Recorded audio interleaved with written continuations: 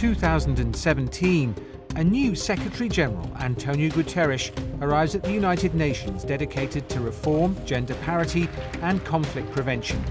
Around the world, the list of challenges keeps growing. We are a world in pieces.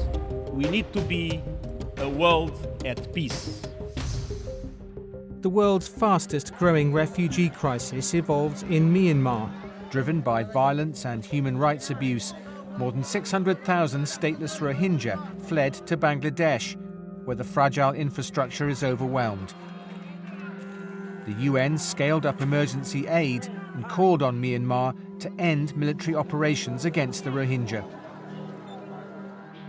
No one is winning today's wars.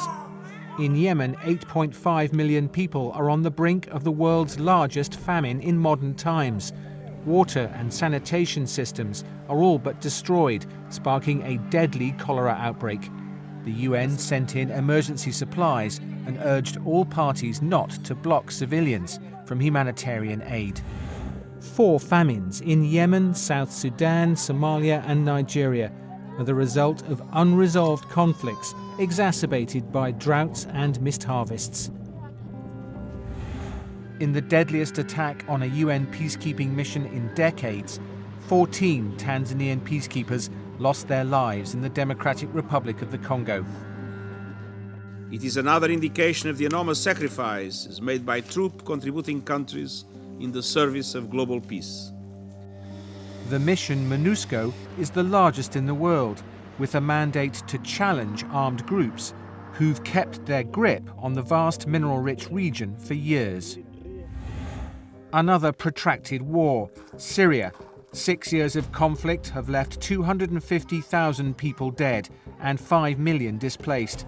Some people returned to liberated Aleppo, while in besieged eastern Ghouta, thousands of people received food and medicine from a UN aid convoy. Fighting continued in other places, including chemical weapons attacks. Temporary ceasefires were brokered, and the UN Special Envoy for Syria is working tirelessly to bring the parties to the negotiating table and for an end to the war.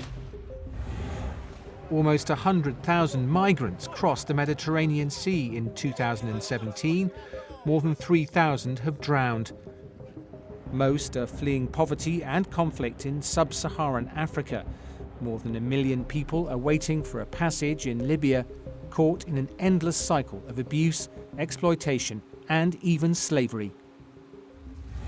The new UN Secretary-General's reform proposals put people ahead of bureaucracy, and mediation and prevention at the centre of the UN's peace and security agenda. The UN's newly established Office of Counter-Terrorism coordinates a global effort to prevent violent extremism and other root causes of terror. And the UN also launched strategies to end sexual exploitation and committed to achieve gender parity. Around the world, 130 million girls are still not going to school. Unacceptable for UN Messenger of Peace, Malala Yousafzai. If we want to go forward, we have to give education to girls. And once you educate girls, you change the whole community, you change the whole society.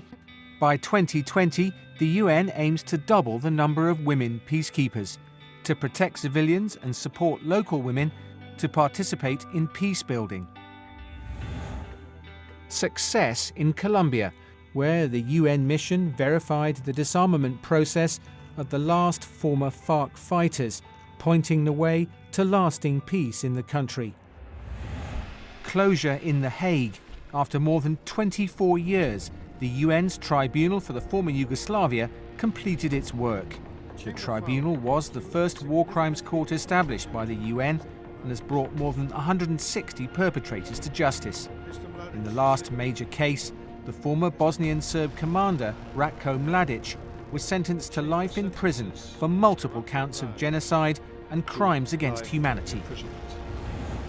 New nuclear and missile tests in the DPRK, otherwise known as North Korea, led to increasing tensions around the Korean peninsula and worries around the world. We must not sleepwalk our way into war. And more broadly, all countries must show greater commitment to the universal goal of a world without nuclear weapons.